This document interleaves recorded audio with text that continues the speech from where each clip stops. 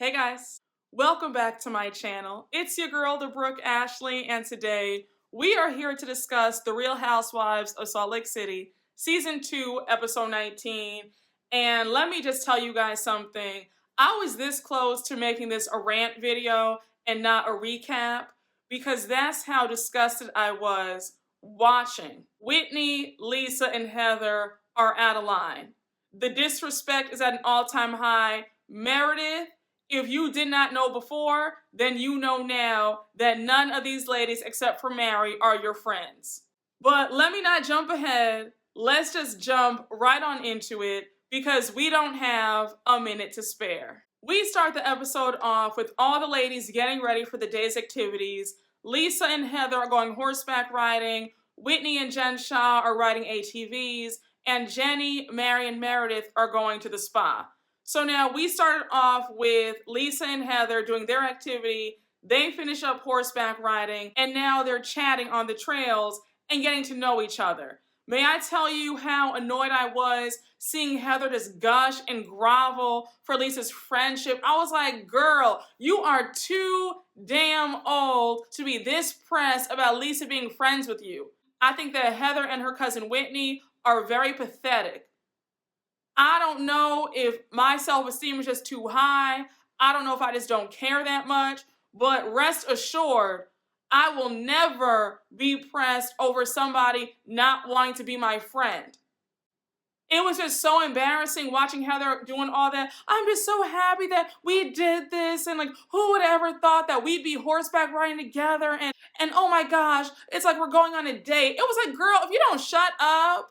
And the only reason why Lisa is now thinking about being friends with you and Whitney, because she knows that she needs allies since she and Meredith are no longer friends. So Lisa says, you know, Heather, I feel the same way. I'm really happy that you decided to give me a chance. It really feels good, and I've always wanted to be in a better place with you. So here comes Heather laying it on real thick. She goes on to say that she feels bad for Lisa and how she had no idea that Lisa and Meredith were having some issues in their friendship. So you already know how Lisa is. Lisa can't own up to anything, and she is just milking this. She's like, thank you so much, Heather. That really means a lot because I feel really bad for me too. And it really is just so hurtful because I have invested a lot in my friendship with Meredith.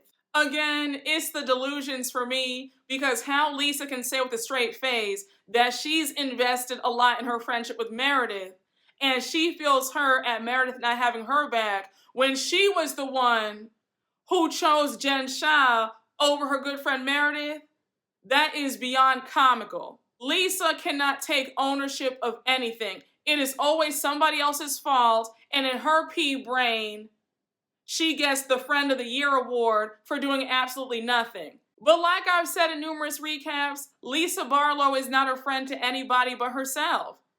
Now Lisa brings up how Meredith was screaming at all of them the day before. And rightfully so, because don't you ever accuse me of not attending my deceased father's funeral.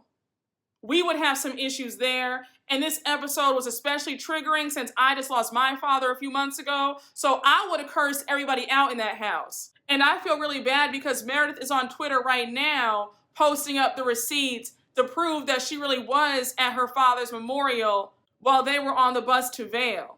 I wouldn't be posting up nan receipt. Either you're going to believe me or you're not. And it's really sad that they all had to stoop so low for a storyline that they would even pull that out of their ass like that. So anyhow, Lisa's going on and on about how she didn't appreciate getting yelled at and how she was just so taken aback by Meredith being so angry. And then she goes on to say, and I never said that her dad's memorial was fake, okay? Those words never came out of my mouth. So now Heather and Lisa start comparing dates of when Meredith's father's memorial took place. So Heather's like, wait, wasn't it on Monday morning or was it on Tuesday? So now Lisa says, no, it was Tuesday morning because remember, we were on the van that morning And when she called me, she was at her dad's memorial. So now Heather's like, well, she told me that it was Monday. So either she's lying to me or she's lying to you, but either way, it's not adding up. I said again, y'all both look pathetic. You guys don't understand. I want to jump through that TV and just tear them both up. Like, I was just so livid. Like, it's really come to this?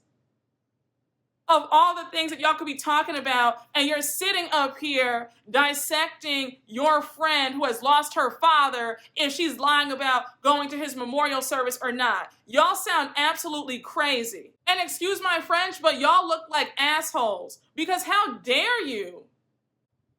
I was like, Heather, of all people, who prides herself on being just so nice and just so sweet and such a good friend, to see her up there saying that Meredith is lying to somebody, I was like, are you kidding me right now? But then again, Heather's scrambling for a storyline because we don't really care anymore about the escape from the Mormon church because that's old. She played that out all season long. So I guess since she has nothing else to talk about, now she has to focus on Meredith. And who are you where you guys are so important that she would lie to y'all about something so serious? Second of all, you guys cannot be that pressed that Meredith was not on the bus with you guys to Vail. Get over it. Like, you're really that hurt that you need to conjure up some sort of story like this? So now we see a parallel scene with Whitney and Shah. They have finished riding the ATVs, and now they're having a snack break along the trails, and they are talking about, you guessed it, Meredith.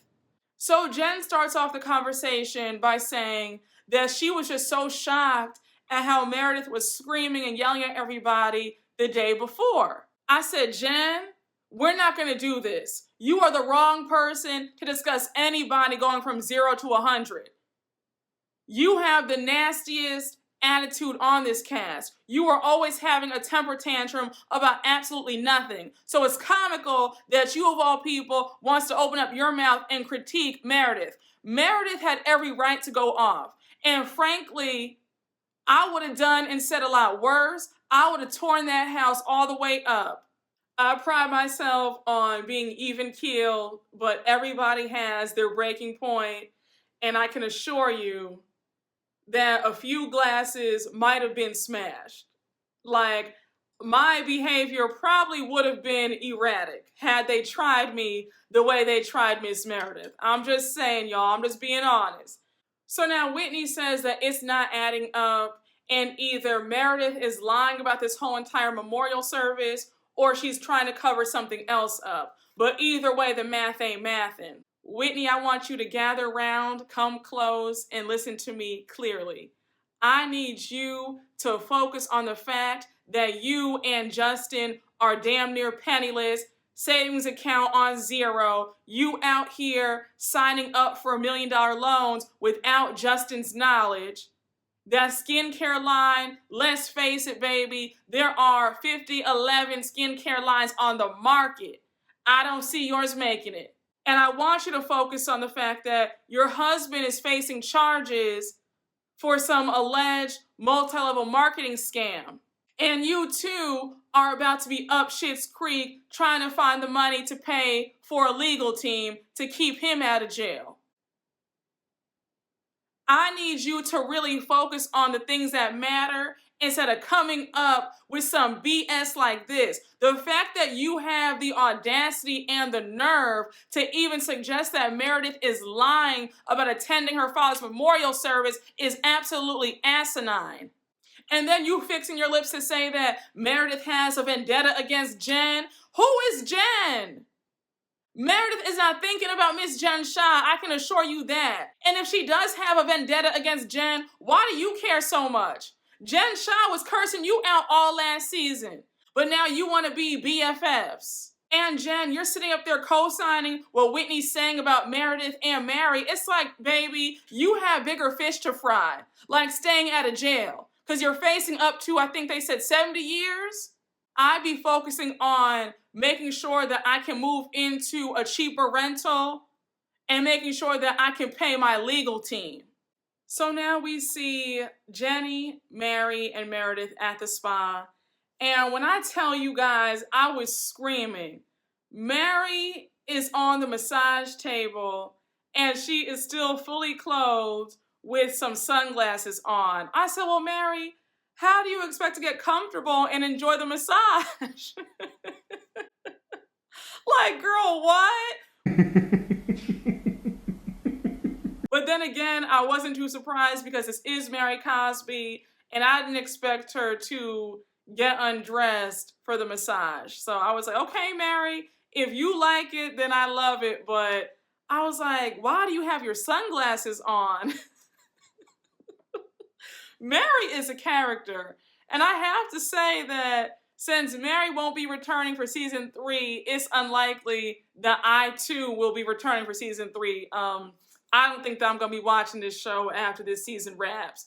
But Meredith did confirm it on Watch What Happens Live on Sunday that Mary is no longer on the show. And I was like, damn.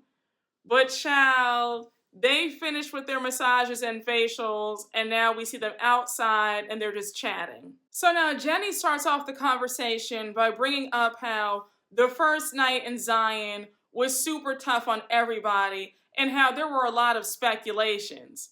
So now Meredith cuts in and she's like, and by the way, Jennie, I did not appreciate you opening up your mouth to Jen about the whole private investigator thing. Like, I should have been the one to tell her that because that's my business. So now Jennie's sitting up there stuttering and stammering. Tell her, boo-boo kitty. Oh, now you can't speak English. And she's like, you know what, Meredith, you're right. I'm so sorry. My intention was never to hurt you, and I was out of line for that. I said again, y'all notice how Jennie never has any smoke when she's being corrected by the other women, but God forbid Mary has an issue.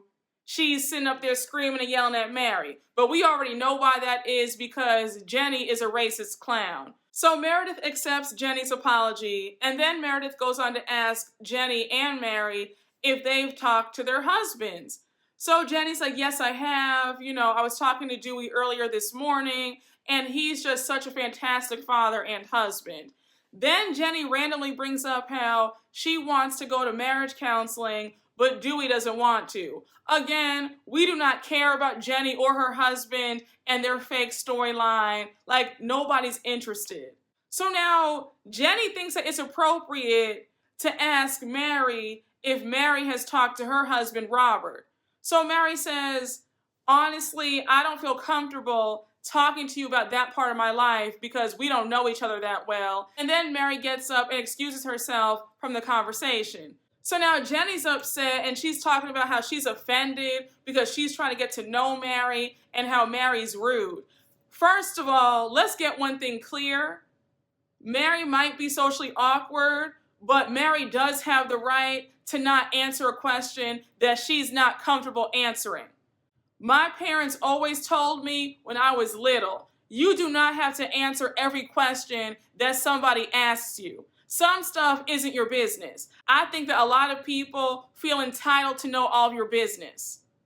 You don't have to answer something that you don't want to answer, period, point blank. I don't care who goes on to ask you the question. And if anybody is going to ask Mary a question like that, it needs to be Meredith because Meredith is her only friend on this cast. So now we move on to the next scene. All the ladies are back in the villa and everybody's getting all glammed up for Jen Shah's Cinco De Mayo dinner. And I know that I asked this question in last week's recap, but I'm asking one more time because I want to know, how was Jen able to afford a glam squad when she had to empty out her mother's retirement account to pay for her legal fees? I am all for spending a cute coin, getting glammed up, having a glam squad, but Miss Mamas, you don't have 2 nickels to rub together, so you're gonna have to do your makeup and your hair yourself, just saying. So while everybody's getting ready, we see Meredith go into Whitney's room, and she's like, Meredith, I have a question for you. Who is paying for tonight's dinner? Because if Jen Shah is paying for this dinner, then I can't go, because she told the government that she has 0 assets and $0, and if she paid for this dinner, then that means that she lied to the government, and I can't attend this. So now Whitney's like, well, it's to my understanding that all the husbands paid for everything on this trip. So Meredith feels relieved and she's like, okay, I guess I can't attend this dinner. So all the ladies are dressed and ready. Everybody goes outside and they see that Jen has hired a mariachi band and there's a nice bar set up and the table is set up lovely. So everybody's seated and then Jen proceeds to give them all a gift. Child, they open up their gifts and they all have a diamond snowflake necklace. Baby, did you see Meredith's facial expression? She looked at that necklace like, now I know this costs a cute $5,000-$6,000. How is her broke self able to afford this? And to buy 6 of these things? Like, absolutely not. Now, Jen bought those necklaces early in the season, like episode 5. So she got arrested in episode 9. So, I was very surprised that she still had those necklaces. I would have gone right back to that jeweler and returned every single one of those to get my money back to help pay the lawyer's fees. I said, at the end of the day, Jen looks so silly still trying to flex when everybody knows that she's broke. And I was screaming because Andy asked Meredith what she did with her necklace on Watch What Happens Live. And Meredith was like, look, I want no parts of that. I have that necklace with my lawyer. And if she's convicted, that necklace will be going to pay the restitution to the victims. Meredith made it clear that the government will not be knocking on her door asking for nothing. I said, I know that's right. So everybody's thanking Jen for the gifts, and then Mary is like, I'm going to run back inside because I'm freezing out here. So while she's going into the villa, Whitney calls out and she's like, Mary, can you bring back some blankets because I'm cold too? So Mary's like, no. No. Of course, Whitney and Heather are offended by Mary saying no. I said, I just don't like the way Whitney is constantly trying to act like Mary's some sort of errand girl. If you're so cold, you go back in the villa and you get a few blankets for yourself and whoever else wants one. So now Heather says that Mary can stay in the house because she's tired of Mary's attitude and Mary's been a buzzkill the whole trip. So now Jennie brings up the conversation that they had at the spa and how Mary was rude because she didn't want to answer her intrusive question about whether she had talked to her husband or not.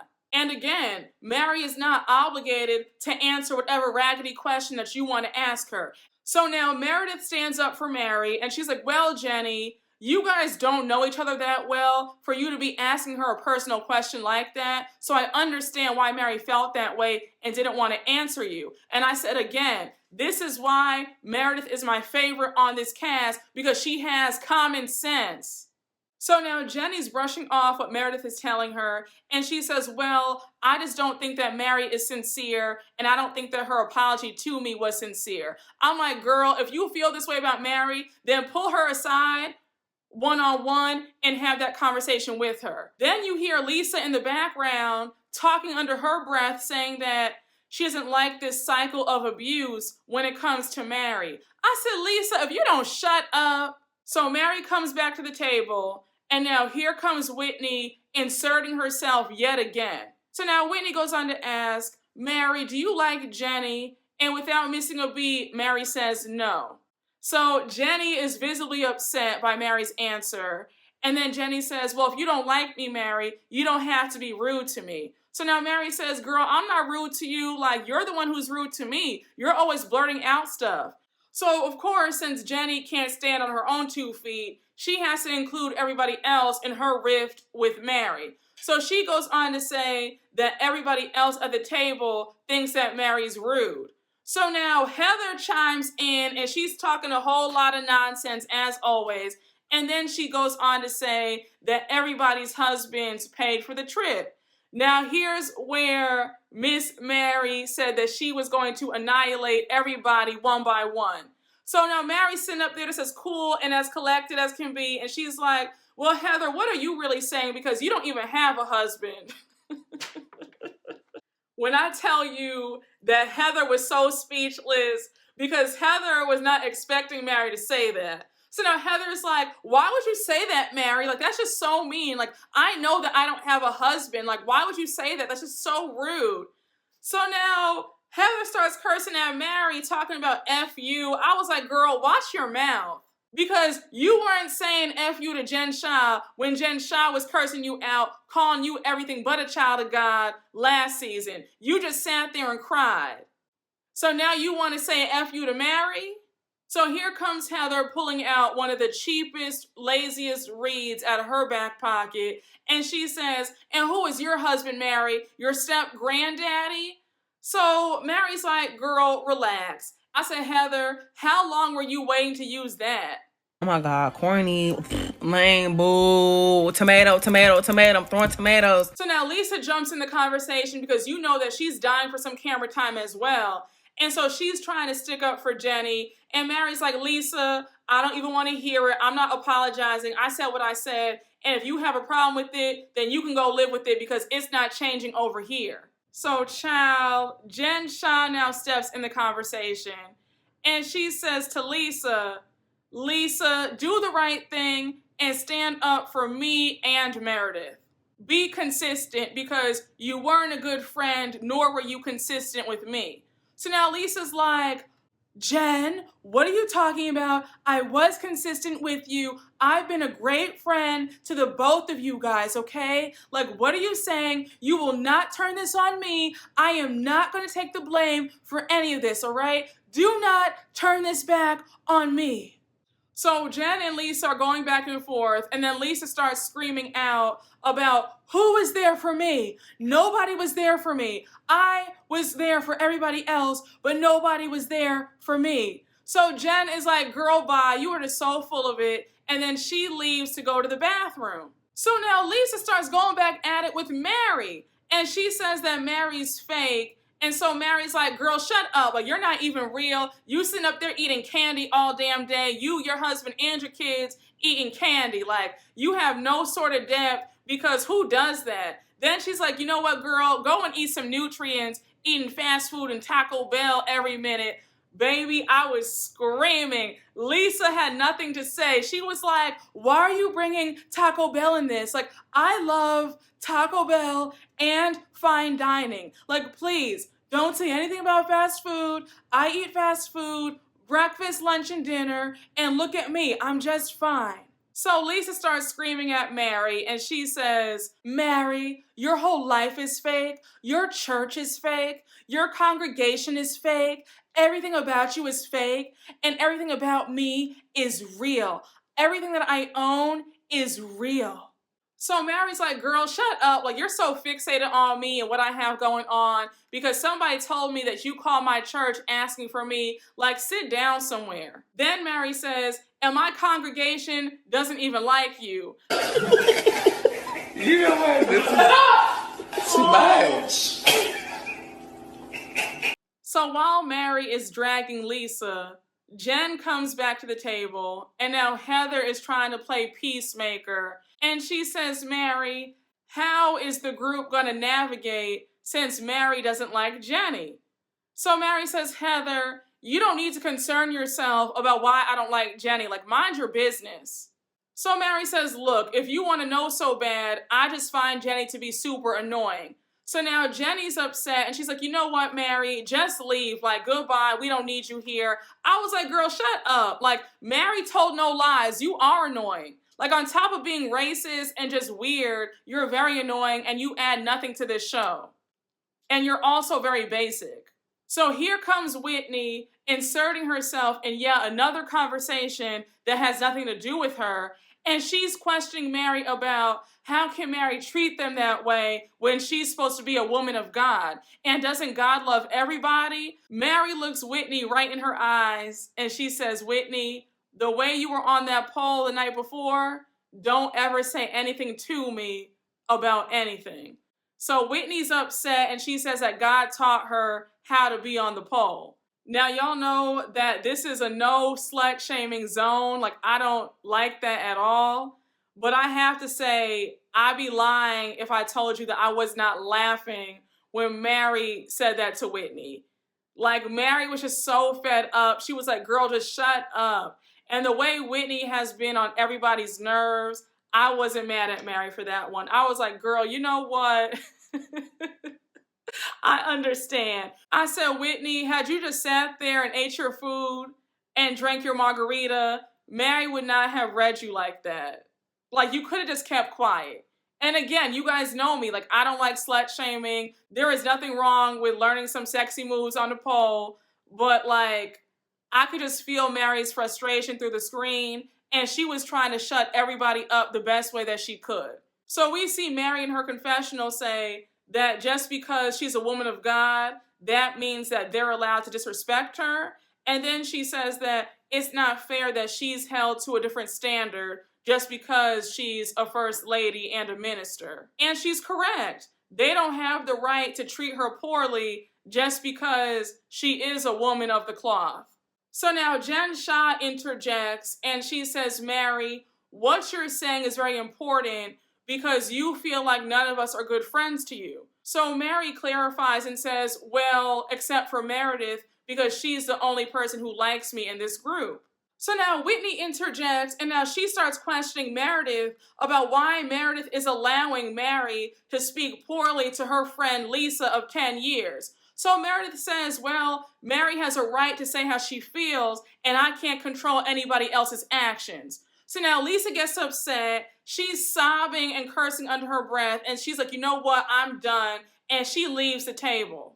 Whitney, I have a few questions for you because since when have you been so concerned or so invested in Lisa and Meredith's friendship? I don't understand why everybody's playing dumb as to why Meredith feels the way she feels regarding Lisa. Lisa did not have her back when she was dealing with the drama between her and Shah.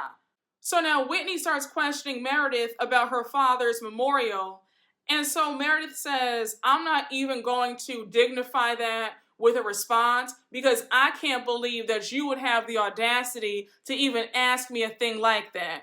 Now, if Meredith went and said something snide about your father, you would be crying. So now Meredith leaves the table. She's just so disgusted by Whitney. And then Mary follows behind after her. So, child, we end the episode with Lisa in the bathroom. Her mic is on, mind you, and she is having a breakdown. She is screaming at the top of her lungs about how much she hates Meredith. She's calling Meredith every kind of effing whore who's effed half of New York. Then she's going on about how Meredith is a piece of garbage, a piece of trash. She's saying some really nasty things about Meredith's family. Then she goes on to say that Meredith cheats on Seth. And on top of that, how Seth is always changing jobs every minute. And that's why they don't own a home. Then we hear her say that she hates Meredith about 4 or 5 times. Then she opens up the door and she says to production, here is your mic back. And she throws the mic. And then we see a to be continued splashed on the screen. Let me just start off by saying that Meredith needs to cut all ties with Lisa. This is it. Like, there's no coming back from certain things. Lisa said how she truly felt about Meredith. That was some deep-seated hate in her heart for Meredith. She has been harboring that for quite some time because you cannot tell me that an argument with your friend has you saying all that. That's some stuff that she's been carrying around for some years. Since Meredith was on Watch What Happens Live on Sunday, right after the episode aired, I had to stick around and see what she was talking about.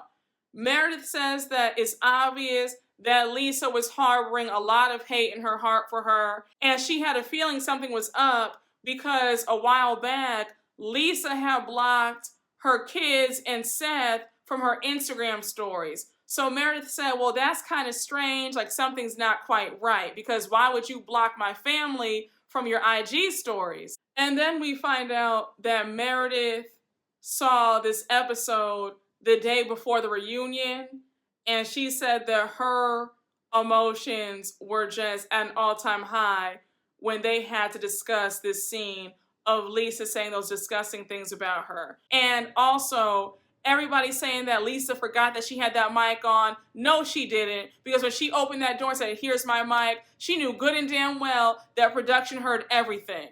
Lisa, I hope that this big moment of yours was worth throwing out a 10-year friendship with a very close friend. Absolutely pathetic. I have no respect for Lisa. I think that she's a two-faced liar. And I am anxious to see what Meredith says to her at this reunion. Because I'm telling you right now, after this reunion, Meredith should never say another word to Lisa. But y'all, this was a very explosive episode. My blood was boiling the entire time. When I tell you that this feels like one of the longest Housewives seasons, I'm like, who said they needed 20 or 21 episodes? Like, this season, in my opinion, should have been wrapped up 4 or 5 episodes ago. But we only have a few more episodes left, and then it's reunion time, and then most of us will probably not be watching for next season since Mary is not going to be on. But guys, thank you all for watching my recap. I hope you all enjoyed, and you guys already know what to do. Please make sure to like, comment, and subscribe, and I will see you all later. Bye.